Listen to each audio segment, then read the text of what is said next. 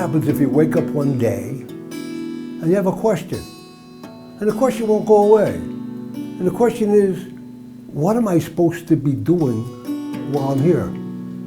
When you go searching in the East, there's a power there. And whoever gets the power is the teacher, the guru. In the beginning, you think you have the power. In the end, you see that the power has you. It's a lot easier to get that power than it is to get rid of it. This is what I looked like when I was sitting on the corner of 86th Street and Central Park West when I came back from India. That was part of my cult that became my cult. I was working in Arizona, making a lot of money. So I shopped around and I found a house designed by the major architect in the world. I took out my checkbook to write a check to pay for the whole house. But I stopped and I thought, what happens next year when I make more money? Am I going to have to buy another house? And then another house? Is that what I'm in the world for? I did the only thing possible. I became depressed. But it was the 60s, and somebody came by and gave me a strange cigarette. Wow, everything got happy. Wonderful. So why did so-called normal people become hippies and leave society? You have to understand what society did to a person or still does. Everything is physical, only physical. It was rules and regulations that didn't make sense. And the generation got fed up with it. Just wanted to be free. Leave me alone. So there we were in the 60s. Left society, sleep on the sidewalk, no house, no rent, love everybody, it's cool, baby. It didn't work. If it would have worked, we'd still be there. We saw the drugs were taking you back down to the same place you left. You never got better. You only were better when you were stoned. Is that the purpose of life? I ended up in India. I went to see the biggest guru in the world. Why was he so famous? He had a mystical power. And if you get one of these powers, you become the guru. I made my way to his ashram, his camp in South India, and sitting in front of his house were 5,000 Indians, all waiting to see him. So I sat there thinking he picked me first because I came all the way from America. Day after day after day, 2-3 weeks I'm sitting there waiting, and he walks right by. Then all of a sudden, one day, everybody started screaming. Running all over. I didn't know what was going on. The guru had a pet elephant. And this day the pet elephant went crazy and started charging the crowd. Wow, what are you going to do? I jumped up and I ran up to the front of the elephant. I said, stop! And the elephant stopped. I remember saying, what do you do with a stopped elephant? The guru came out on his porch when he heard everyone yelling. He saw me stop his crazy elephant. He thought I was an interesting person, so he invited me into his house. He puts me on his roof. I'm sitting on the roof, and every day he'd come by and teach me something new. Breathe up this side of your nose, down this side, up this side, down that side. I'm up on the west coast of South India, sitting in a broken down hut on the beach, practicing all the exercises I learned. After 5 months of sitting there meditating 10 hours a day, voices came, mystical experiences came. And whenever I walked into a village, all the Indians would bow down to me. What's going on here? After a year wandering in South India, I said, I'm not helping anybody here, I'll go back to America.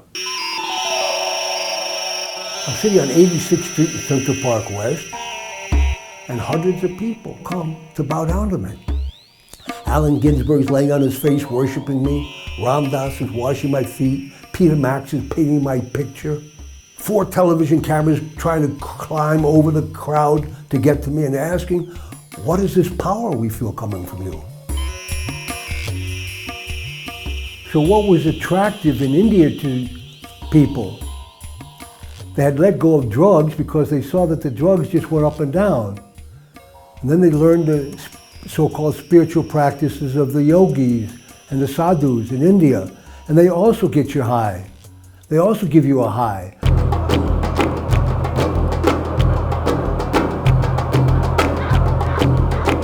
Their objective is to practice these things so you will gain detachment. You will be able to be calm and leave the world.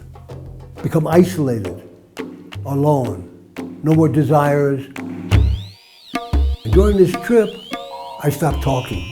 I invented a sign language so I could say whatever I wanted by moving my hands. Watch, you can get it very simply. I'll say the words in the beginning.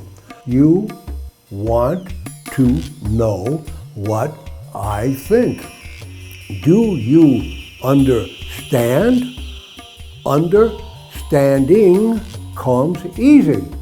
So hundreds of people could speak this language then. 23 hours a day, I meditated. 24 hours a day, I didn't talk. I did it for over 3 years. Now, what do you think would happen to somebody to do something like that? You go totally nuts. Right? I had more voices in my head than you have in your iPod. But the voices would tell me things that were true. In 5 minutes, Charlie's going to come in the room. In 5 minutes, Charlie came to the room. So what would you do the next time that voice told you something? You listened to it. And the voice said, bang your head on the wall. Well, okay. And the voice said, harder. Something's wrong.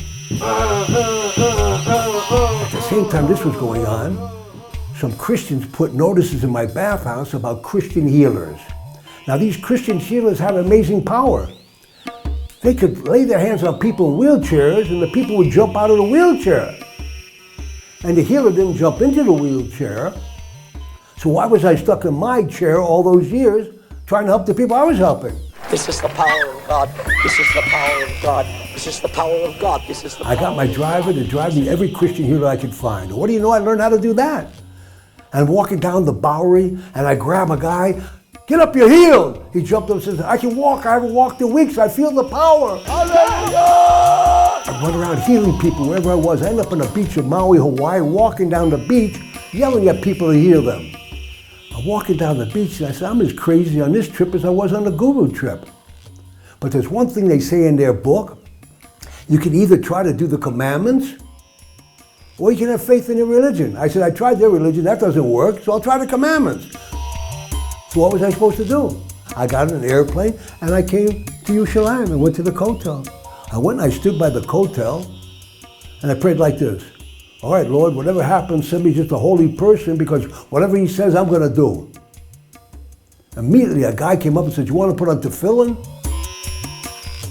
Every day for the past 28, 29, almost 30 years, I go to the Kotel in the afternoon and I put tefillin on people. I got pretty good at it. I learned how to, hey, come here, let's take your Jewish blood pressure. Anything I can do to make them laugh. Anyway, just so I can bring them in. Mother Jewish, go put on tefillin. You're Jewish, tefillin. אשר קידשנו, במצוותיו וציוונו, להניח תפילין. Don't talk now, hold still. Hold your hand right there. You gotta marry a Jewish girl. You understand? So why did I stay with the Torah all these years? Why didn't I move on like I did in the other trips? Wherever I went, I said, as long as it works, I'm going to stay here. As soon as it doesn't work, I'm out of here. And so far, it's been working here. If you practice the Torah only with the physical aspects, the details, it's going to become a burden. But if you also include the spiritual aspects to Torah, then every mitzvah you do becomes elevating. The problem is that these Israelis have not found the spiritual perspective in the Torah here.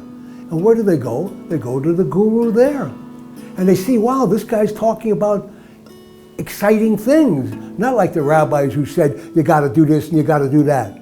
If they would find the spiritual perspective here, there would be no thought to leave here to go look for that over there.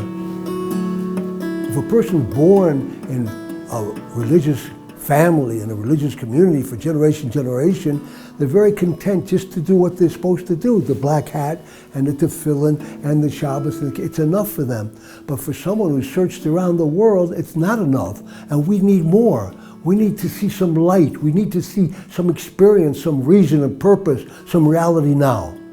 And this is the advantage that the Israelis that are not religious have, but they don't know it. They can bring with them that thirst for spirituality and search and find it themselves. Why is it hidden? Why has it been lost? It seems to me the rabbis are afraid that if someone will go off into the spiritual, he might forget the physical. We need the physical. The soul without a body can do nothing. But the body without a soul is dead.